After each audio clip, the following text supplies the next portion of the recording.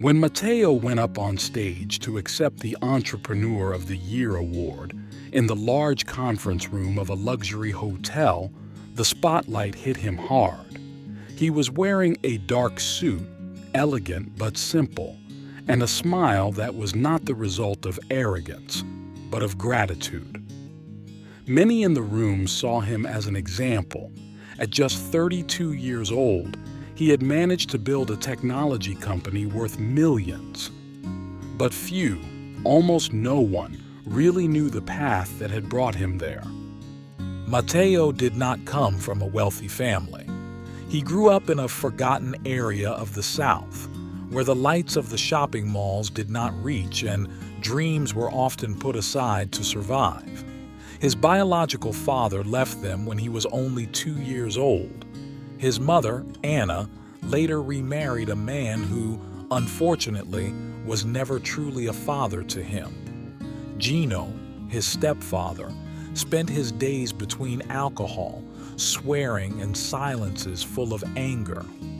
Every time he came home late, Matteo knew he had to stay silent and prepare for anything. Before continuing, subscribe to our channel and activate the bell so you don't miss any of our stories. Her mother, on the other hand, was a rock.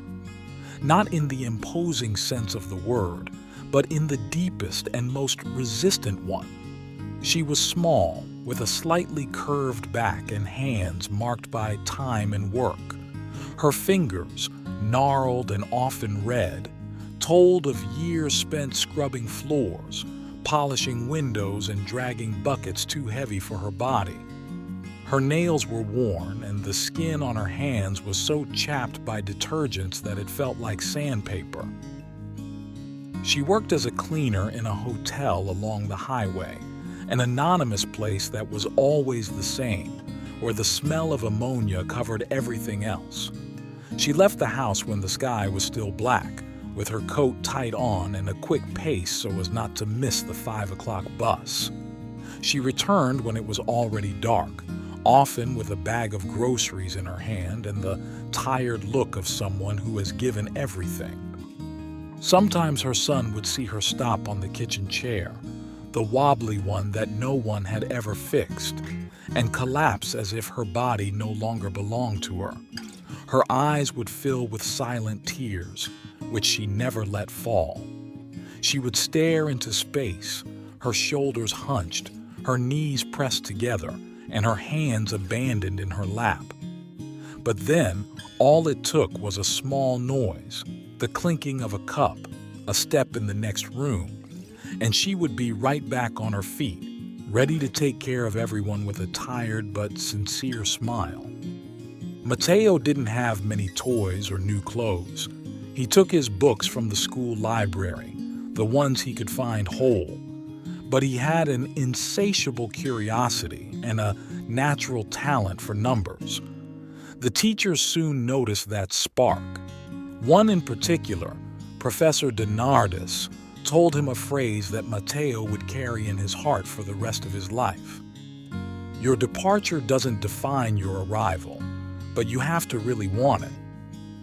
It was thanks to him that Matteo began to believe he deserved something different.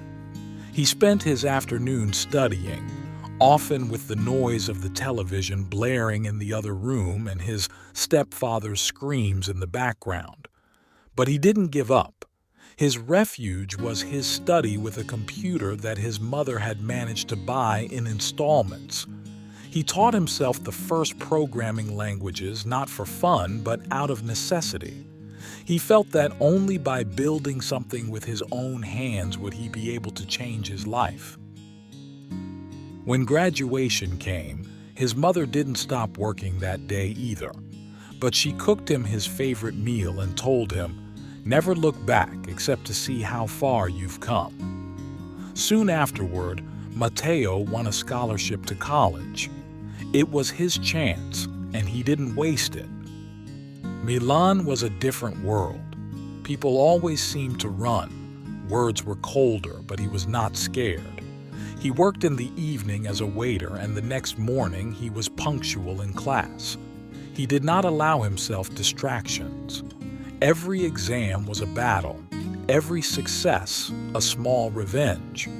After graduating in computer engineering, he started working for a startup. There he saw how the business world worked, with its lights and shadows. The idea for his company came almost by chance while he was trying to solve a problem for a client. He realized there was a gap in the market for digital asset management for small businesses. He created a prototype, then looked for investors. At first, they listened to him out of courtesy, but no one really believed in him. Too young, too unknown, too from the South. But Matteo didn't give up. One day, during a conference in Bologna, he met an entrepreneur who trusted him. He told him, "You remind me of myself, when everyone thought I wouldn't make it." It was the first real investment. From there, everything began to change. His platform grew in a few months, then exploded. Companies began to use it to simplify their processes, save time and money. The results were evident. Customers increased, requests multiplied. Matteo created a young, close-knit team where no one was judged by their past. He himself chose to hire people who, like him, had had to fight for everything. It was not an easy path. There were sleepless nights, panic attacks, sudden problems that threatened to ruin everything. But every time he felt the weight of despair, Matteo thought back to his mother, to those strong hands that had kept him standing when everything was falling apart. His face often appeared in business newspapers, in interviews, on glossy covers, or on television programs. And many thought that his success was inevitable, almost natural. But few really knew the path that had led him there. Matteo had never hidden his origins. On the contrary, he spoke of them with respect and pride. Every month he allocated a part of his earnings to a fund dedicated to young people in difficulty, those who had big dreams but few means to realize them. Gino, she had never seen him again. She had not looked for him, and he had never come forward. Yet, Matteo did not bear a grudge. Time had taught him that even pain, if traversed with awareness, could become strength. He had learned to look beyond, to transform scars into springboards. That evening, Matteo remained there for a few minutes in silence. He thought about the sleepless nights, the no's he had received, the times he had thought about giving up everything. But then, each time, it was enough to remember why he had started. Not for the money, not for the fame, but for her, for the woman who had believed in him when no one else did, for the child he had been, and who deserved a different future.